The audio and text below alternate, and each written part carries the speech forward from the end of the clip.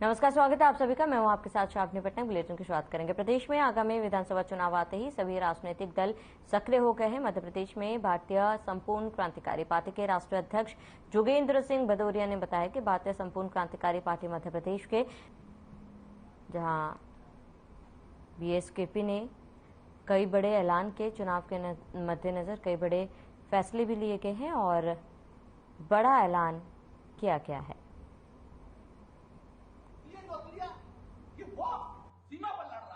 हमारी पार्टी मध्य प्रदेश की सभी 203 सीटों पर अपने सहयोगी दलों के साथ चुनाव लड़ने जा रही है। जैसा कि आपको विदित है कि वर्तमान सरकार भ्रष्टाचार के दलदल में डूबी हुई सरकार है और इससे पूर्व की सरकार जो कांग्रेस की सरकार आई थी उसको भी ट्रांसफर उद्योग के नाम से जाना गया।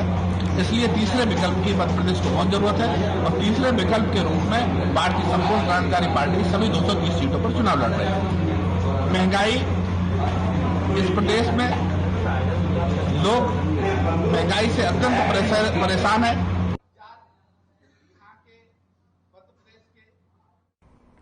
उमरी पुलिस ने बड़ी सफलता हासिल की है, जहां पुलिस ने एक्सीडेंट के मामले में 7 साल से फरार चल रहे 2 स्थायी वारंटियों को गिरफ्तार किया, जिनके ऊपर कई एफआईआर दर्ज थी। पुलिस ने कार्रवाई कर आरोपियों को न्यायालय पेश किया है और आगे की कार्रवाई शुरू कर दी है। तो पुलिस को बड़ी सफलता हाथ लगी है और पुलिस को आपको बता दें कि एक्सीडेंट के मामले में बड़ी सफलता हाथ लगी। 2 स्थायी वारंटियों को गिरफ्तार किया है और पुलिस आगे की जांच कर रही है। 7 साल से फरार चल रहे थे ये वारंटी, जिनके खिलाफ लगातार पुलिस कार्रवाई कर रही थी और फिलहाल 2 वारंटी पुलिस के पकड़ में हैं और पुलिस ने उन्हें गिरफ्तार कर लिया है और आगे की कार्रवाई में जुट गई है।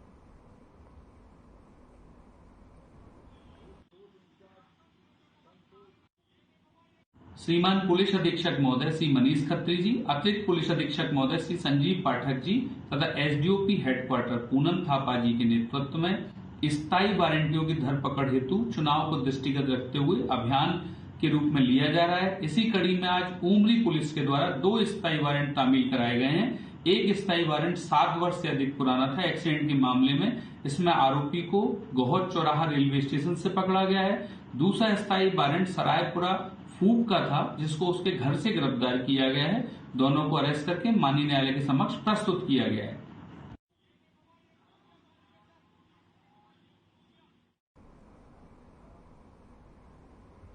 भिंड में भीषण सड़क हादसा सामने आया है, जहां ट्रैक्टर ट्रॉली ने 4 साल के मासूम बच्चे को कुचल दिया, जिससे बच्चे की घटनास्थल पर ही दर्दनाक मौत हो गई। घटना के बाद आरोपी ट्रैक्टर चालक को पुलिस ने गिरफ्तार कर लिया है। आक्रोशित परिजनों ने थाने के सामने शव रखकर जाम लगाया और आरोपी के खिलाफ कठोर कार्रवाई की मांग भी की है।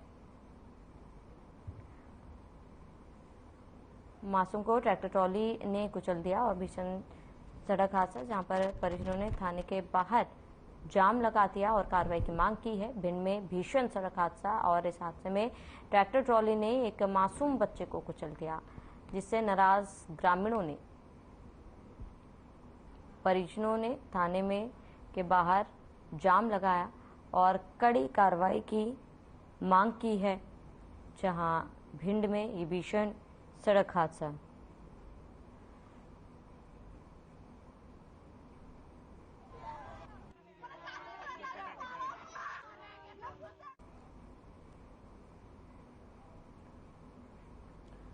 छिंदवाड़ा की तहसील अमरवाड़ा में एक सनसनीखेज वारदात के चलते डॉक्टर दंपति की एक युवक ने दिन दहाड़े गोली मारकर हत्या कर दी। जानकारी के अनुसार बहुजन समाज पार्टी के जिला अध्यक्ष डॉक्टर महेश कुमार डहरिया और उनकी पत्नी वंदना डहरिया को एक युवक, जिसका नाम सोनू उर्फ प्रिंस मालवी बताया जा रहा है, उसने शनिवार को उनके क्लिनिक में घुसकर उन पर हमला कर दिया, जिससे दंपति की मौत हो गई।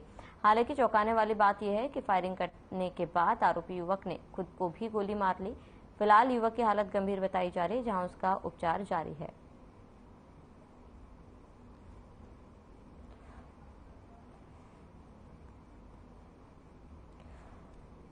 तो युवक ने डॉक्टर दंपति को गोली मारी थी, जिससे वे गंभीर रूप से घायल हो गए थे और दंपति की मौके पर ही मौत हो गई।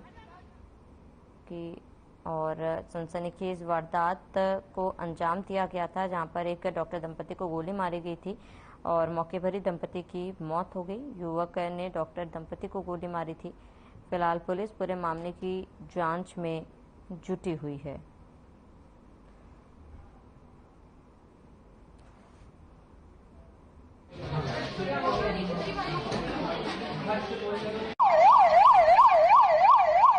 दो लोग बाग आए हैं जिनको हिस्ट्री है कि उनको गोली मारी गई है। ये पहला श्री एम के डहरिया 55 साल और दूसरा वंदना डहरिया, उनकी पत्नी हैं, वो 50 साल की हैं और दोनों को गोली लगने के बाद वहाँ से रेफर किया गया था। यहाँ पर हम लोगों ने उनका परीक्षण किया तो दोनों मृत अवस्था में थे, मतलब ब्रॉड डेड थे। एक को गोली छाती में लगी है, जो एम के डहरिया हैं, उनको गोली छाती में दाहिने तरफ लगी है। अमरवाड़ा में डॉक्टर महेश डहरिया और उनकी पत्नी जो वहाँ चिकित्सा का कार्य करते हैं, उनको एक सोनू मालवी नाम के एक युवक जो 25 वर्ष का है, उसने गोली मारी। डॉक्टर को बचाने के लिए उनकी पत्नी सामने आई, पत्नी को भी पीठ में गोली लगी है। दोनों ही घायल हैं और दोनों का ही जिला चिकित्सालय में अग्रिम उपचार के लिए रेफर कर दिया गया है।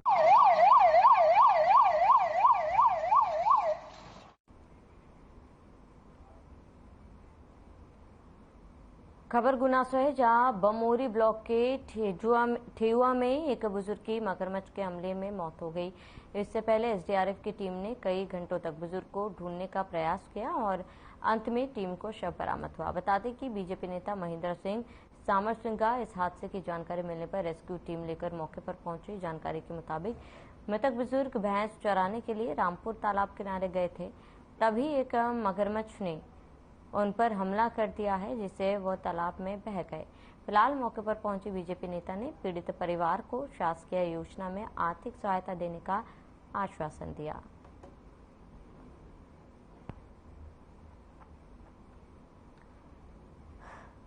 तो मगरमच्छ ने बुजुर्ग पर हमला किया था और इस हमले से बुजुर्ग की मौत हो गई और बीजेपी नेता ने मदद का आश्वासन दिलाया है। हालांकि मगरमच्छ के हमले से एक बुजुर्ग की मौत से पूरे इलाके में सनसनी फैल गई।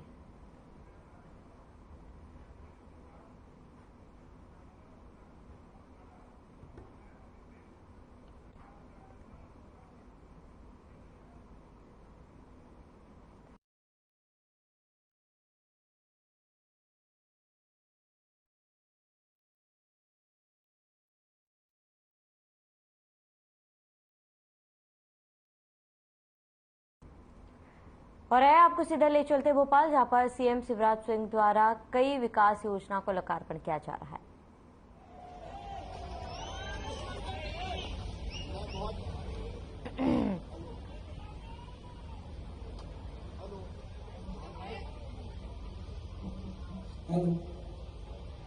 राम राम। मैं बहुत देर से आया, नाराज तो नहीं है? बोलिए भारत माता की। आज इस नगर निगम के कार्यक्रम में हमारे बीच उपस्थित भारतीय जनता पार्टी के राष्ट्रीय महासचिव, हमारे वरिष्ठ नेता आदरणीय कैलाश विजयवर्गीय जी, मेरे मंत्रिमंडल के जल संसाधन मंत्री तुलसीराम सिलावट जी, पर्यटन और संस्कृति मंत्री उषा जी, हमारे यशस्वी और लोकप्रिय सांसद भाई शंकर लंबानी जी, हमारे कल्पनाशील मस्तिष्क के धनी महापौर आदरणीय पुष्पमित्र भागवत जी, आपके लोकप्रिय और लाडले नेता, नाम भी बहुत मीठा है, मधु भाई मधु कर्मा जी,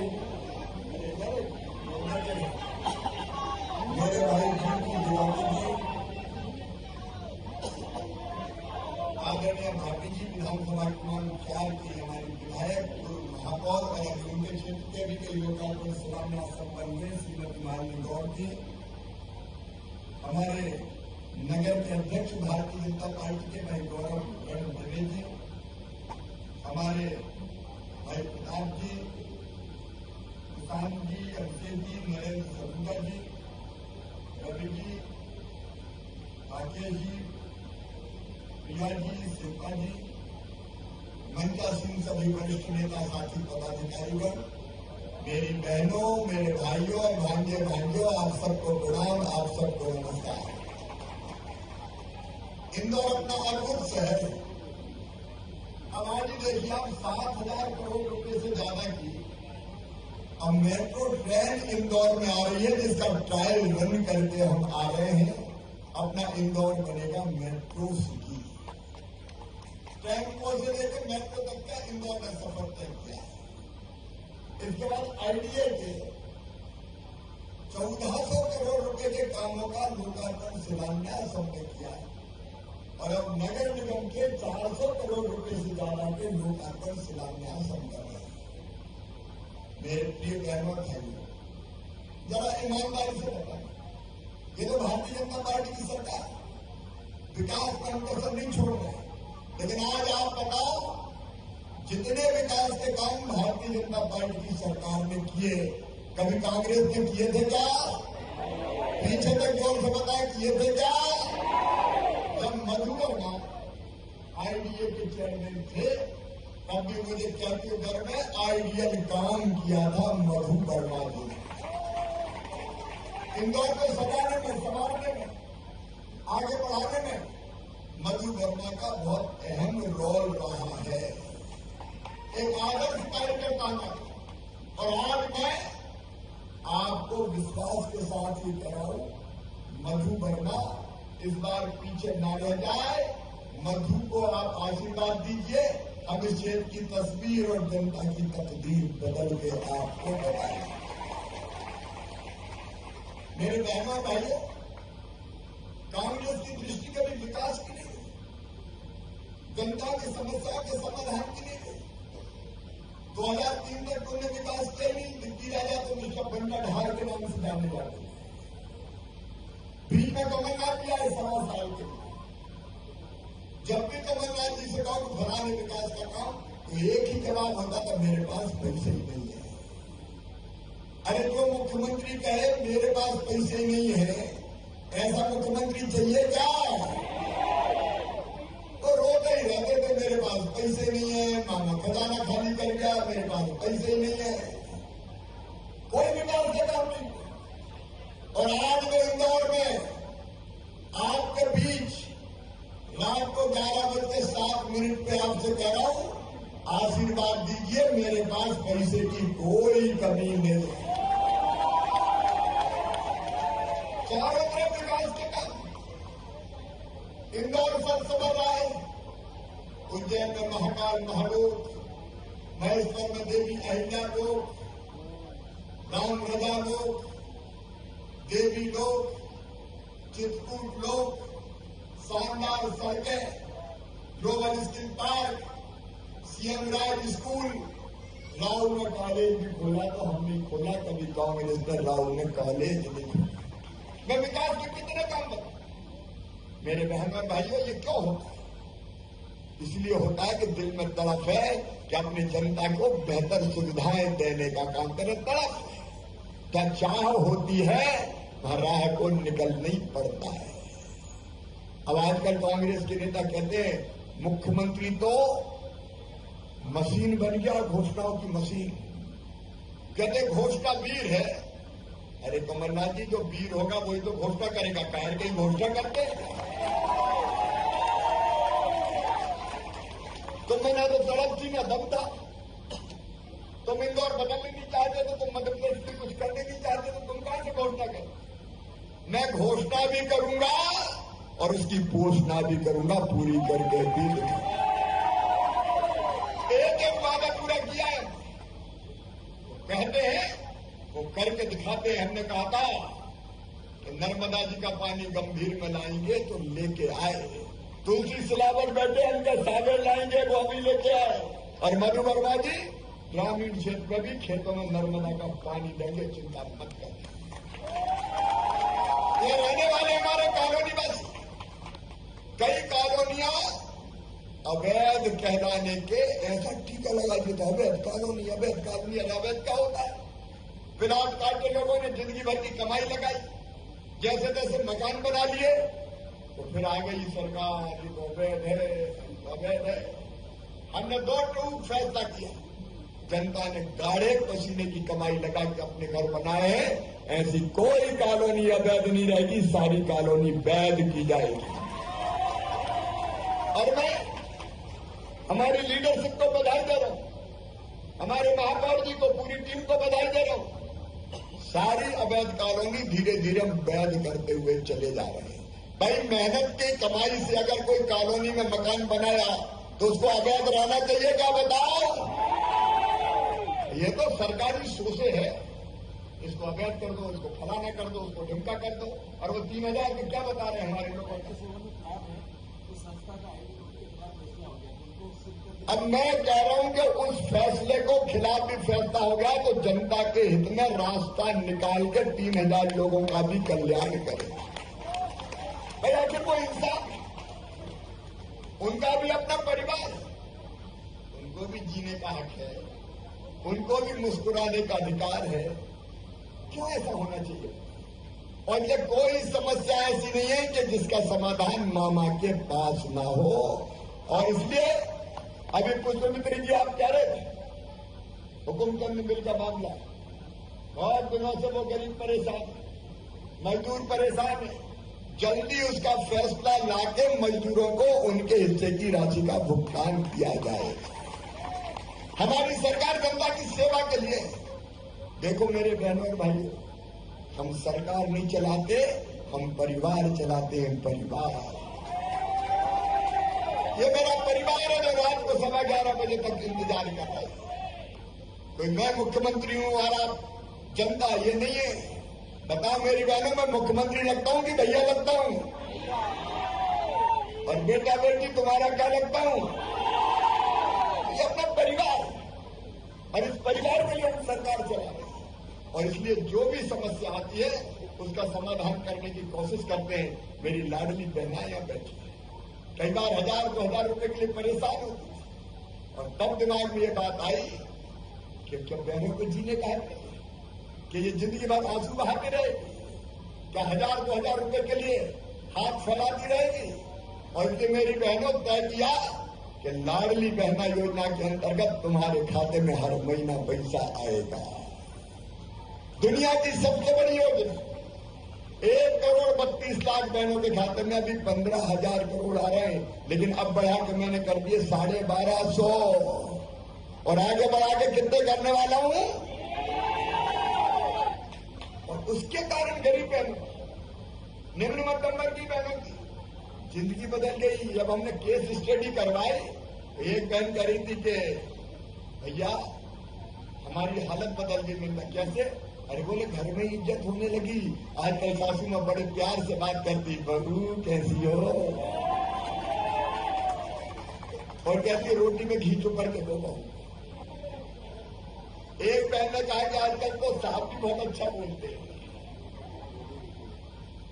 साहब भी बहुत अच्छा बोलते हैं, गुड्डू की मम्मी कैसी हो, पैसा आगे की नहीं आए। ये लोगों की जिंदगी बदलने की योजना है। अरे आजा मेरी बेटी, अब वो परेशान नहीं हो जाए, रूला मत देना। आजा मेरी बेटी, ये परिवार की सरकार होती है।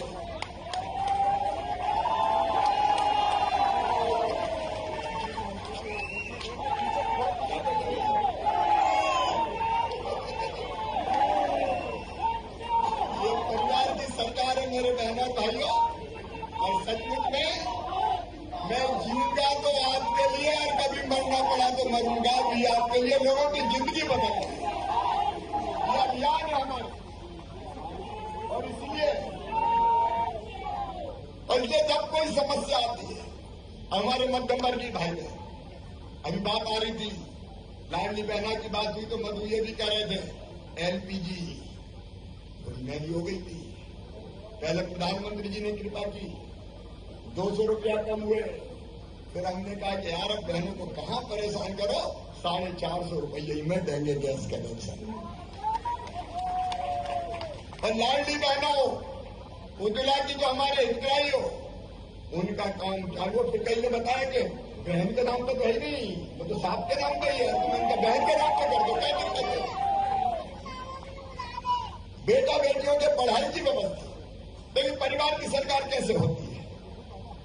एक हमारी हर तरह की चिंता करें, हमारा संकल्प है जमीन का अवैध कॉलोनी वैध करके और बाकी तरीकों से सबको घर दिलाए, उसका हमारा संकल्प। बीमारों का इलाज आयुष्मान भारत योजना प्रधानमंत्री जी की कृपा है। और एक बात और, पढ़ाई, बच्चों की पढ़ाई। मेरे प्रिय बहनों और भाइयों, ये मध्य प्रदेश है जिसने योजना बनाई कि हमारे वो बच्चे जो मेधावी है, अरे 12वीं में अगर 75% नंबर लेके बच्चे आएंगे तो मैंने कहा मामा उनको लैपटॉप दिलवाएगा ताकि और बेहतर पढ़ाई। और हजारों बच्चों को हमने लैपटॉप दिए। और केवल इतने नहीं, मैंने कहा कि 12वीं में अगर हमारे बेटा बेटी अपने गांव या शहर के स्कूल में पहले नंबर पे आएंगे तो मामा स्कूटी दिलवाएंगे। अब ये तरीके बच्चों को प्रोत्साहित करने के।